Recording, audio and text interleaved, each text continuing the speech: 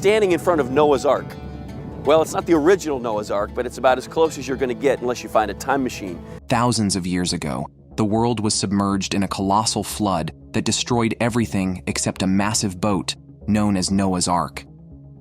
This legendary vessel, said to have preserved humanity and animal life through the deluge, has been a subject of fascination and debate for centuries.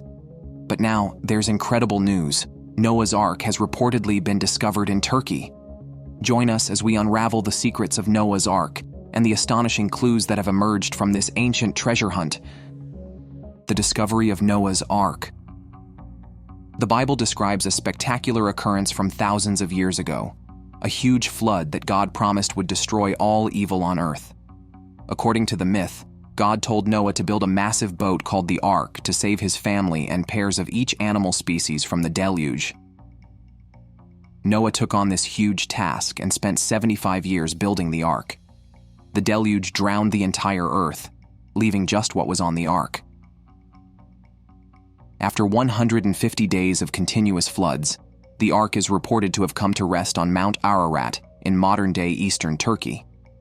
Recently, academics have concentrated their efforts on uncovering concrete proof of Noah's Ark, and fresh advances have surfaced. Scientists have detected the Durupinar Formation in the highlands of Ararat, located in the Dobayazit region of Ari, less than 2 miles from the Iran-Turkey border. This deposit is roughly 538 feet long and made mostly of limonite, an iron oxide mineral. Some locals have long speculated that this formation could be the remains of Noah's Ark. The mythology of Noah's Ark involves a vessel around 150 meters long that was built to save pairs of every animal from a catastrophic deluge. According to Genesis, the Ark eventually came to rest on the highlands of Ararat. Mount Ararat, which stands 16,500 feet tall, is thought to resemble an ark. Given the similarities and historical connection to the flood narrative, researchers have focused their attention on this area, thinking they are exploring the correct spot. The Durupinar Formation is being investigated by the Mount Ararat and Noah's Ark research team in Turkey, which includes 3 Turkish and American colleges. Professor Faruk Kaya has been performing extensive research on the Durupinar Formation. According to his research, the rocks and soil in this location exhibit traces of human activity dating back to the Chalcolithic period, which lasted between 50,500 and 3000 BC. This time frame is notable because it corresponds to the time frame generally connected with Noah's flood, which occurred approximately 5,000 years ago. While these findings are intriguing, Professor Kaya concedes that they do not provide conclusive evidence of the Ark's presence at this location. For years, the Durupinar Formation has been a popular destination for those looking for Noah's Ark. Despite its popularity, many archaeologists believe the formation is a natural geological feature rather than a petrified vessel. They highlight the lack of reliable geological evidence for a global flood of the magnitude envisaged in the Bible. Some theories suggest that there may have been a smaller, more localized flood. However, this notion is debatable. The team examining the Durupinar Formation uncovered a variety of minerals within the geological structure, including clayey compounds, marine elements, and seafood remains. These discoveries are important because they may indicate previous water activity or flood-related occurrences. Since 2021, the researchers have stepped up their examination, gathering rock and soil samples from high-altitude locations for further laboratory analysis. They expect that the samples will provide more concrete information about the formation's history. The search for Noah's Ark has captivated people for millennia. With technological breakthroughs and more international collaboration, the hunt has become more exciting. Researchers from many countries are now collaborating, and their findings could date back to the time of the biblical flood. However, experts warn that clear evidence is still missing. The exact replica. Ken Ham is an Australian Christian fundamentalist who came to the United States with one goal in mind: to discredit the idea of evolution. He believes the Bible is a true history book and that the universe is around 6,000 years old. To disseminate his message, Ham established an organization called Answers in Genesis. Ham attracted a lot of attention when he opened the Creation Museum in northern Kentucky. This museum is intended to promote the view that the Bible's version of history is correct while portraying evolution as a fable. It also contends that moral degradation in society is linked to the adoption of evolutionary science. The museum's exhibits and displays are designed to support these viewpoints and attract visitors who share or are inquisitive about them. However, Ham's goals were not limited to the Creation Museum. He envisioned a larger effort to advance his objective. To this goal, he constructed a gigantic duplicate of Noah's Ark. This huge edifice is about 45 minutes from the Creation Museum and is part of the Ark Encounter, a larger theme park complex. The Ark Encounter houses a full-size reproduction of Noah's Ark, a massive structure built by Amish woodworkers. The project was funded through a combination of contributions, junk bonds, and tax breaks from the state of Kentucky. The Ark is intended to be a live reproduction of Noah's biblical account, complete with exhibits reflecting Ham and his organization's creationist beliefs. Inside the Ark, there are 132 bays, each 18 feet high and spanning 3 decks. Visitors enter the Ark from the lower deck and ascend via ramps in the center. The first deck features representations of animals that Genesis believes may have been on Ark. These models depict the kind of animals that, according to the organization, gave origin to the contemporary species we know. The exhibit demonstrates how various creatures could fit into the Ark and survive the flood. The second deck has additional animal miniatures, as well as dioramas of Noah's workshop and a blacksmith. These displays are intended to show how Noah and his family may have prepared for and handled their stay on the Ark. The third deck contains displays that depict what life would have been like inside and outside the Ark during the deluge. These displays are intended to give visitors an idea of the size of the Ark and the obstacles that Noah and his family faced. Some sections of the Ark Encounter also feature artifacts from the Green Collection, a private collection of historical and biblical things. The incorporation of these artifacts enhances the visitor experience by providing a physical connection to the Ark's historical and theological themes. The Ark Encounter has become a popular attraction, attracting around 1.5 million tourists per year. The park is always adding new features to keep the experience interesting. Current attractions include an indoor petting zoo, extravagant Christmas light displays, and an aviary where guests can see birds. These upgrades aim to improve the visitor experience and encourage repeat visits. Furthermore, the Ark Encounter focuses on many behind-the-scenes initiatives. These include hydroponic gardening, which showcases innovative farming techniques, as well as providing seasonal worker accommodations. These projects are consistent with the park's objective to highlight the principles of young Earth creationism and provide educational opportunities based on its views. Despite the success and popularity of the Creation Museum and Ark Encounter, fresh scientific findings continue to challenge traditional religious beliefs. As the field of science and discovery advances, it frequently raises concerns and sparks debates concerning long-held ideas and interpretations. Location, a subject of debate. David Allen Deal, a well-known novelist, has a unique notion concerning where Noah's Ark ended up.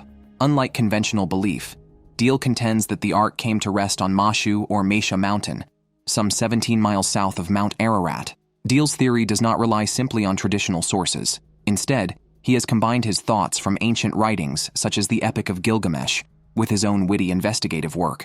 According to Deal, the Ark first landed at a high elevation of about 7,400 feet above sea level. He proposes that Noah and his family founded the first city at this high elevation, naming it Mesha Nakshuan. Deal believes they utilized parts of the Ark to begin constructing their new colony. Natural phenomena, such as earthquakes and strong storms, eventually forced the Ark to fall down the mountain. Deal believes that these motions left marks along the path the Ark followed as it descended. His proposal is extensive, and it includes the possibility that the survivors reused the Ark's materials in their new houses. He believes they used Ark timber for construction and Ark tar to seal roofs. Deal's idea relies heavily on the interpretation of local place names. He explains that Mesha means pulled out of the water, which corresponds to the image of the Ark coming to rest after the deluge. Similarly, Naxchuan is considered to signify Noah's Zion, adding to the belief that this area is linked to the biblical account. Furthermore, there is an interesting discovery on the mountain that appears to support Deal's theory. scientists discovered two peaks that resemble a wall, known as the Wall of Heaven. This landmark appears in the Epic of Gilgamesh, where it is described as the location where Noah's Ark initially landed. Deal regards this Wall of Heaven as a crucial piece of evidence supporting his claim. Deal embarked on a personal excursion to this area in the mid-1990s. During his tour, he discovered old settlement sites and saw the Wall of Heaven at the high height, where he believes the Ark was originally located. The qualities and names of the area appeared to support his theory regarding the Ark's landing spot. Deal also looked into old art, such as paintings and statues from the Genesis tale in the Bible.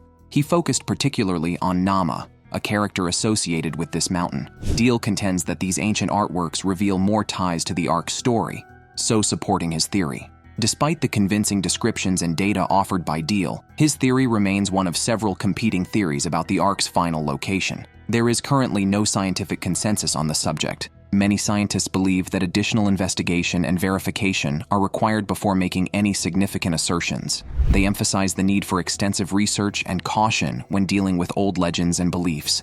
Deal's theory has undoubtedly sparked tremendous debate and intrigue. The tale of Noah's Ark has long been a source of debate and controversy in both Jewish and Christian traditions. Different perspectives of Jews and Christians. Jews and Christians have always had varied perspectives on Noah's Ark, interpreting the story differently based on their religious traditions. Both have different perspectives, hypotheses, and techniques for establishing their points on this old story. Many Christians believe in Noah's Ark, as described in the Bible's book of Genesis. This version portrays Noah as a pious man selected by God to build an ark. This ark was built to protect his family and pairs of every animal species from a huge flood unleashed by God to destroy a corrupt and wicked planet. For Christians, the story of Noah's Ark represents both divine judgment and mercy. It signifies God's retribution for human sin, as well as his provision for salvation and renewal through Noah's family and the protection of animal life. Throughout the years, several Christian scholars and explorers have searched for physical evidence of the Ark's existence. The most popular search area in Turkey is Mount Ararat, which has been linked to the Ark's landing place according to biblical descriptions. Several missions have been launched in this region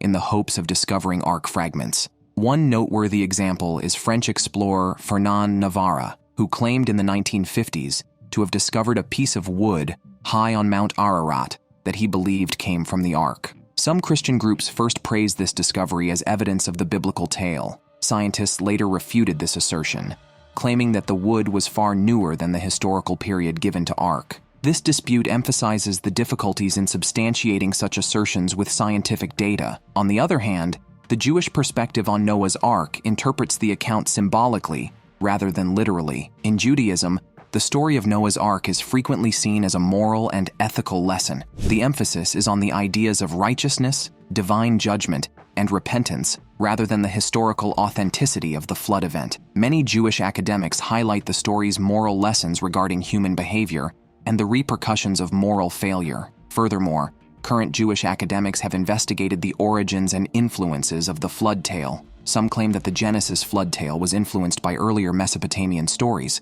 such as the Epic of Gilgamesh, which includes a flood story comparable to Noah's Ark. This viewpoint contends that the biblical tale may have been derived from existing cultural myths and incorporated into Jewish tradition, complete with its own theological meanings. Both religious and secular intellectuals participate in contemporary arguments over Noah's Ark and the flood tale. Some academics believe the flood was a real event, but one that was localized rather than global. Geological research has revealed massive flooding in ancient Mesopotamia and nearby areas, which may have inspired flood legends seen in numerous cultures, including the biblical account. For example, Robert Ballard, the famed undersea archaeologist who recovered the Titanic, hypothesized that a catastrophic flood surrounding the Black Sea could be the source of the flood tales.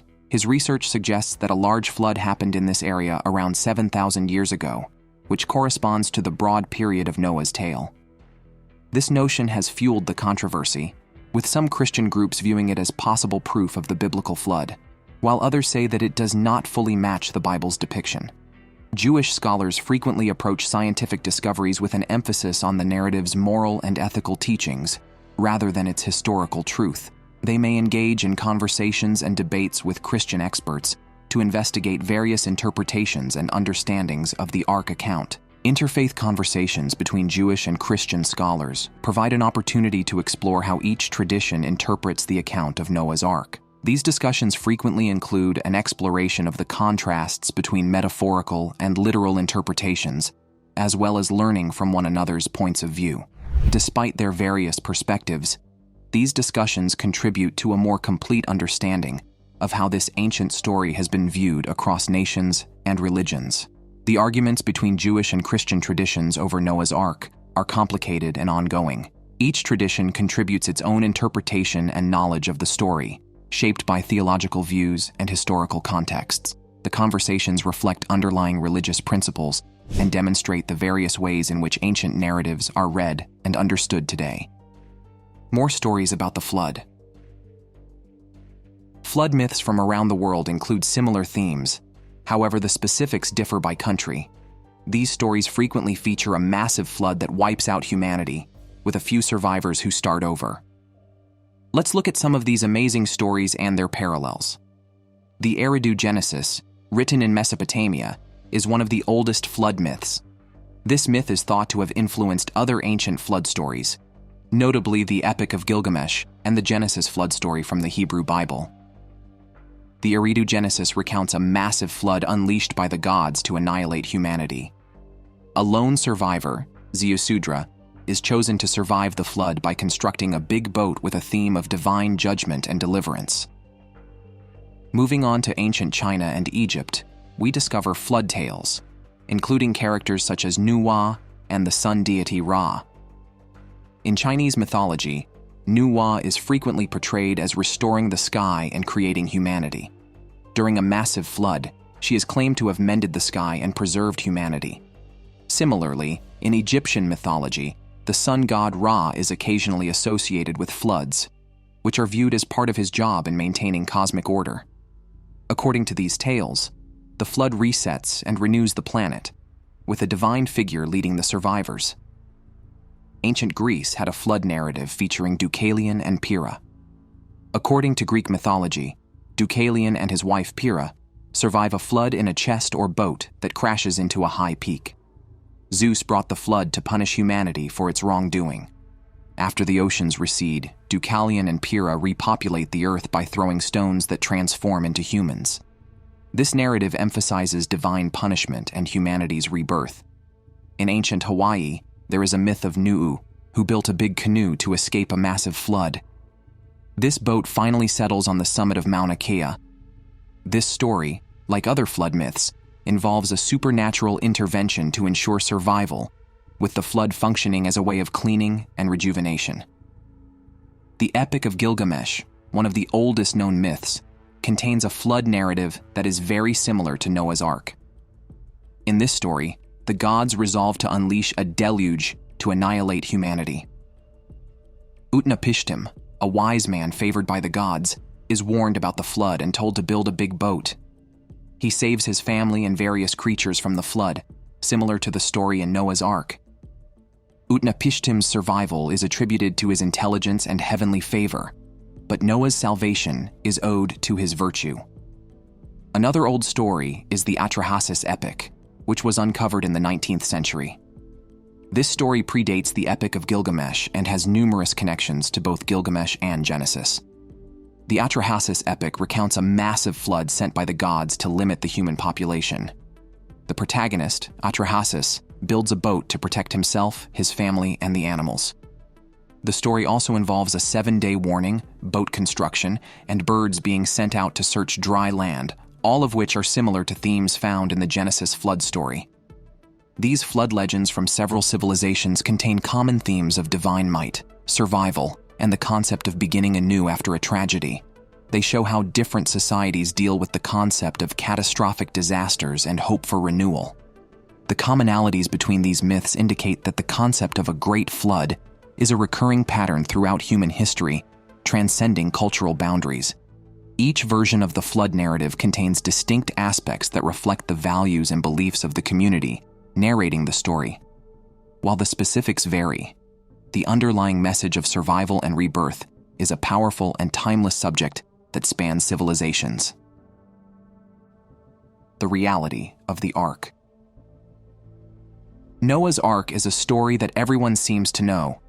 According to the Bible, God chose to flood the earth to rid it of humanity's sinfulness. Noah, his family, and pairs of animals survived the deluge by riding in a gigantic wooden boat known as Noah's Ark. For those who believe the Bible is real history, discovering the Ark would be the ultimate confirmation of the story's veracity. This concept has prompted countless excursions to Mount Ararat, Armenia, where the Ark is claimed to have rested. But is there any credible evidence that the Ark existed? In 1876, James Bryce, a British politician, claimed to have discovered a piece of wood on Mount Ararat that he believed came from the Ark. More recently, in the 1940s, an optometrist saw the Ark in a rock structure on the mountain. In the early 2000s, some evangelical pastors claimed to have discovered petrified wood near the top. These ideas frequently elicit excitement, but professional archaeologists and biblical scholars respond with skepticism. Jody Magnus, an archaeologist and National Geographic explorer, is unambiguous on this issue. She adds that authentic archaeology does not include treasure hunting, but rather the development of research topics and their answers through excavation. Magnus claims that modern searches for Noah's Ark are motivated by a desire to find evidence that supports specific beliefs rather than scientific approaches. Eric Klein, a National Geographic explorer and archaeologist at George Washington University, contributes to this perspective. He mentions that there is geological evidence of a large flood in the Black Sea region around 7,500 years ago.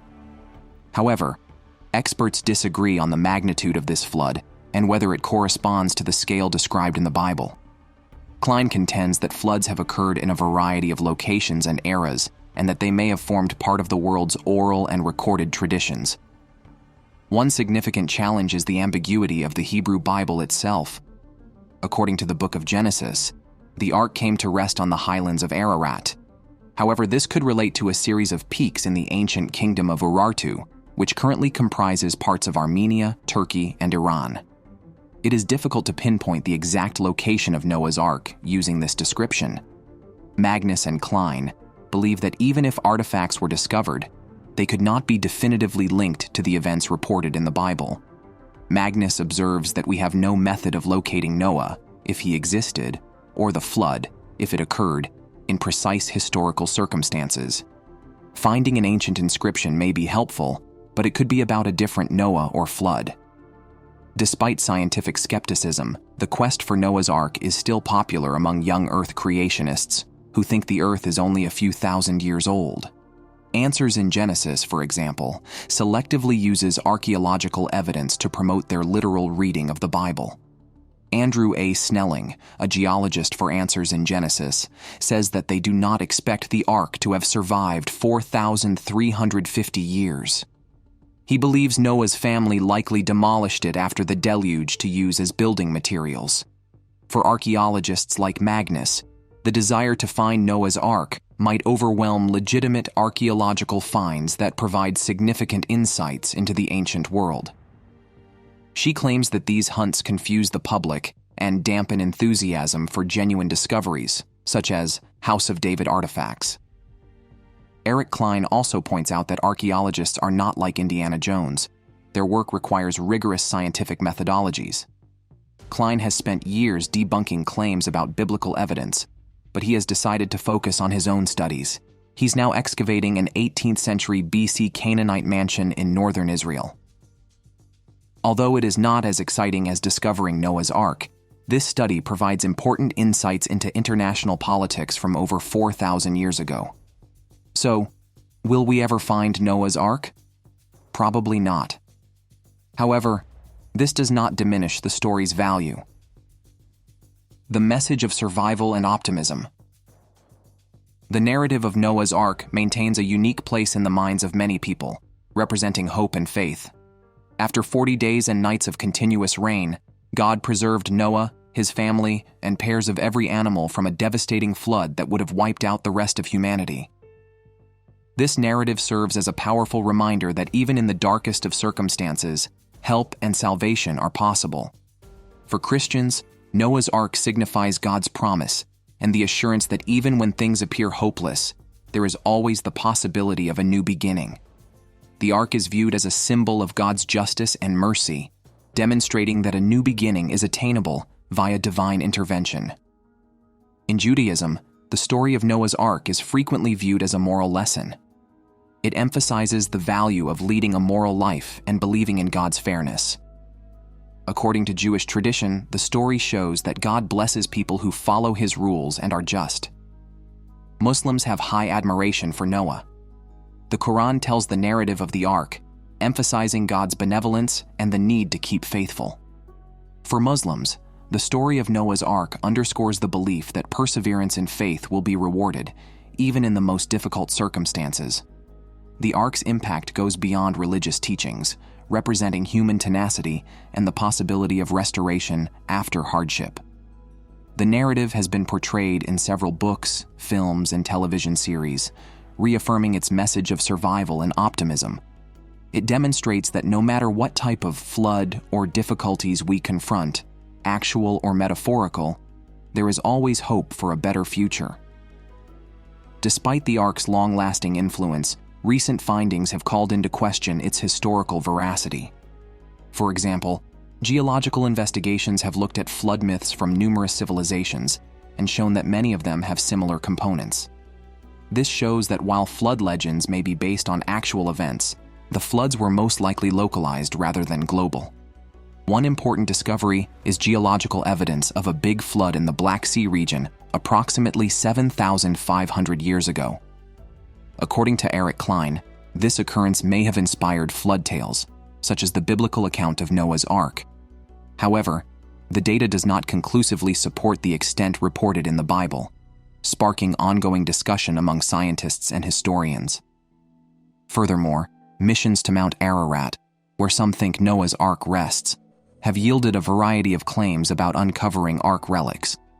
In the 19th century, British politician James Bryce reported finding a piece of wood he thought was from the Ark. In the 1940s, an optician claimed to have spotted the Ark in a mountainside rock formation. Recently, evangelical preachers have reported discovering petrified wood at the peak. However, these statements frequently lack rigorous scientific support and are viewed with skepticism by the academic community. Experts such as Jody Magnus, an archaeologist and National Geographic explorer, contend that modern searches for Noah's Ark are sometimes motivated by a desire to find evidence that validates specific religious views rather than scientific approaches. Archaeology, according to Magnus, is about using excavation to solve research problems rather than looking for treasure. Different challenges. An old tablet found by British pilot Leonard Simmons in Iraq recounted Noah's Ark differently than the popular tale. The tablet showed the Ark as a circular boat instead of a big wooden ship. That Noah's Ark may have been influenced by previous Mesopotamian flood myths is noteworthy.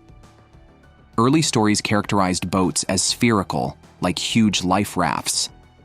In contrast, the Bible depicts the Ark as a large rectangular vessel. Simmons's discovery joins a growing collection of archaeological data challenging Ark's beliefs. Whether the Ark was circular instead of rectangular raises problems regarding the flood narrative's origins and progress. This shows that the Ark account may have borrowed from earlier flood myths. The spherical boat description matches the Epic of Gilgamesh, an ancient Mesopotamian literature about a boat that survived a flood. This tale depicts the boat as circular, unlike the Bible's Ark. The Epic of Gilgamesh and the biblical flood myth are comparable, suggesting they shared a source or were influenced by each other. These discoveries don't contradict Noah's Ark, but they do offer a new perspective. They demonstrate the complexity of historical narratives and how myths and legends traverse cultures. The discovery that the Ark may have been a spherical boat adds curiosity and makes us wonder how ancient cultures communicated and altered epic narratives. It reminds us that fresh facts can affect our understanding of historical and religious stories, and that they have often been influenced by several factors. Consider a spherical boat as well as a big wooden ship while envisioning Noah's Ark. Does this new idea match with your Ark knowledge? Do circular boats seem more plausible than enormous ships? Where would this spherical boat be today? Thanks for watching. See you in the next one.